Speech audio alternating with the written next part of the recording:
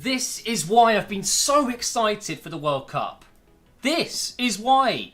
Games like that, just absolutely mind-blowing. Portugal versus Spain had a lot of hype. You know, a lot of people saying it's probably the biggest game of the group stages. It's going to be maybe the best game of the group stages. And boy, were they right. I actually thought it might be a bit of a stalemate. They're kind of cancelling each other out. We had the craziness of Spain relieving their manager of his job just a couple of days, actually no, a day before the World Cup, which is absolutely crazy.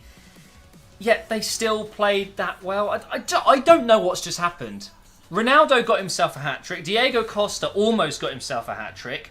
We had unbelievable free kicks. We had long-range strikes from Nacho, who shouldn't even be playing at right-back. I mean, they normally would go with Carvajal. He's injured. They didn't take Bellerin, so they're throwing Nacho at right back. He does that for Madrid, and he goes up and scores one of those goals where you just think, what is going on?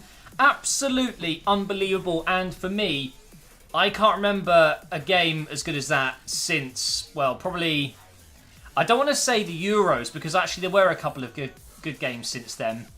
But it just feels like that's the first really incredible international match in a long, long time. You know, I'm a big fan of club football. We get more matches like this than we do with international matches. And because we have to wait so long in between tournaments, especially the World Cup, 4 years in between them, it just feels like when you get a game like this, where it's, you know, 3-3, very close game, unbelievable misses, chances scored that have just blown your mind, finishes, the type of passing that we saw with Spain, it's just such a long time in between these games that you just really miss it. So absolutely unbelievable today, both teams. But let's talk about the man of the moment, Ronaldo. What more can you say about this man? He's just unbelievable. He is a machine. I'm not so sure he's human. You know, you talk about Messi, you talk about Pele, you talk about Maradona, you have to talk about Ronaldo in the same breath. You really do. And, you know, there's always he's better than Messi, he's not better than Messi. But undoubtedly, right now, with 5 Ballon d'Ors, a Euros win as well with Portugal, he is ahead of Messi in terms of personal achievements. I think he is. I don't necessarily think he's the better player, but as of right now, he might just go down in history as a more successful one. It's pretty unbelievable, the records he's broken. I personally prefer Messi. I'm a Messi fan because I just think that what he does is pure talent. He's just born with it, whereas Ronaldo's trained so hard. He's an absolutely unbelievable athlete. He's more of an athlete than Messi. There's no doubt about it, and I hate comparing them because they're so different. But what Ronaldo has done, not just this season with Real Madrid, but for Portugal as well, it is unbelievable, and I'm so glad for him because he's gone, I think it was 2 World Cups in a row where he only scored 1 goal. And now he's got 3 in one night, which it's pretty amazing, isn't it? So a big game for Ronaldo after what's been a pretty difficult day for him, I would say. You know, he's got that 2-year suspended prison sentence now for some sort of tax dodging thing he's been doing, evading tax. He's had to pay an €18.5 million fine, and that was announced today, which doesn't surprise me. Is a little bit fishy, that. You think the Spanish officials have delayed that until the day that he's playing against Spain, hoping that it would derail him a little bit, but boy, it had the opposite effect. It really did. So Ronaldo really took the show himself, really, didn't he? But let's talk about Spain as well, because there's no doubt in my mind that they were the better team tonight. They played better football. They had some better chances. Isco, for me, was arguably the best player on the pitch. Ronaldo, I think, got man of the match. Of course he did. But Isco and Diego Costa, of course, both amazing. But Isco had this shot which rocketed off the bar and bounced on the line. I just wish it went in because it was that good of a shot. It deserved a goal. It really did.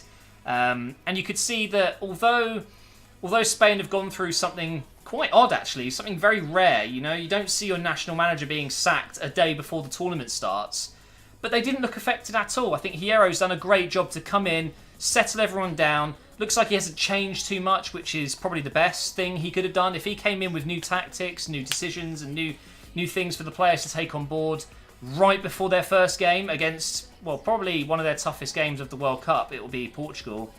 And, you know, against the European champions, let's not say that Portugal aren't a good team. They're incredible. They won the Euros for a reason. they just didn't look any different. They looked fantastic. So that's amazing. That really is. It shows how close that squad really is. They're a tight-knit group, and they haven't taken some absolute stars with them. You know, Morata's not going. Fabregas hasn't made it. Marcos Alonso, 3 of those guys from Chelsea. Bellerin didn't make it. A bunch of other Spanish players just did not make the cut. And you look at their squad and you think, like, not even Thiago got into the first team. You know, he came on as a sub and did really well. But that just shows you, like, the strength they've got in that team, the quality they've got to leave out those types of players is incredible. It really is. And I remember, you know, a few tournaments ago where they were playing without a striker. So that brings me on to my next topic, and that is Diego Costa, who I'm not a big fan of. In terms of the person, Diego Costa, I don't like him. I think he's overly aggressive. He's annoying, isn't he? He's just annoying. And if you're a fan of Diego Costa, you're probably a Chelsea fan, an Atletico fan, or a Spanish fan, you know, or a fan of Spain, or you just like those types of players, which is fine. I don't. But now that they're playing with a recognised striker, you know, when he was playing for Brazil, they didn't really have a Diego-type player. They have now, and boy, was he good tonight. He was played to his strengths, really, wasn't he? Busquets knocking the ball up like he did. Little bit of a foul on Pepe, some people say. I don't think so. I think Pepe went down way too easily. He holds off 2 defenders like they're not even there, swivels his body around a few times, and just smashes it in the bottom corner. You've just got to think to yourself, that is unbelievable play. And I'm absolutely gutted he got taken off. He could have got a hat-trick as well.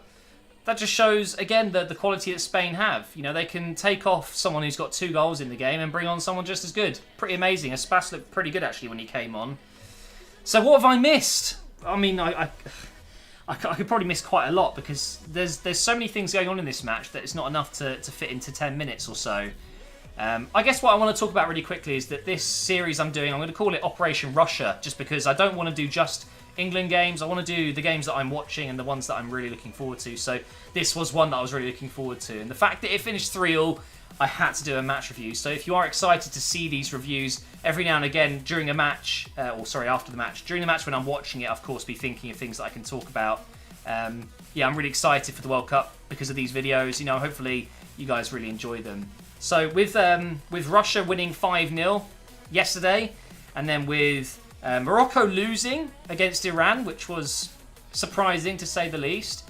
And then you've got Egypt being a little bit unlucky, I would say, earlier on. They got heartbroken by a Jimenez header in the last 5 minutes or so.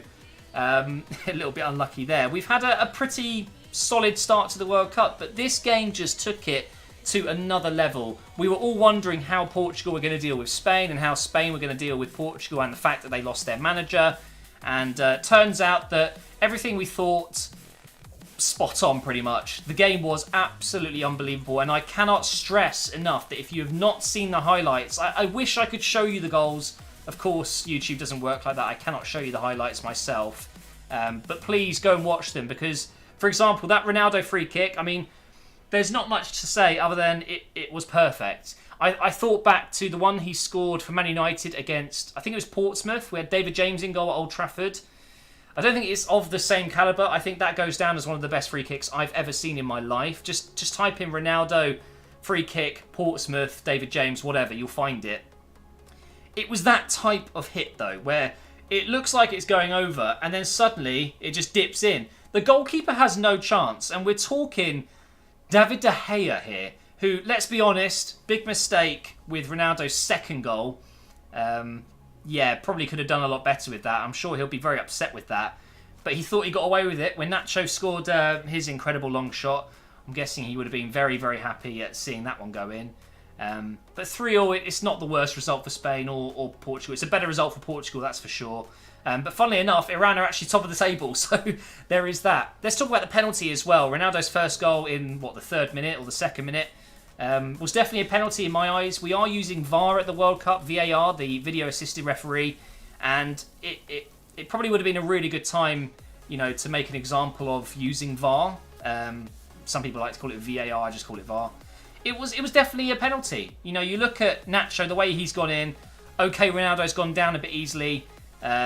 They train together and play together week in, week out for Madrid.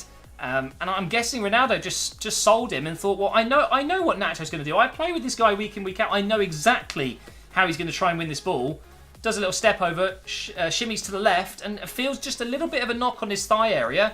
Of course he's going to go down, and it's instantly a penalty. Now, no matter how easy he went down or how pathetic you think that is, it is still, by the letters of the law, football, it's a free kick if it's outside the box. It's a penalty if it's inside the box. It's a foul. So, no denying that. I think, yes, it would have been a bit unfair if he got even less of a touch from Nacho and went down.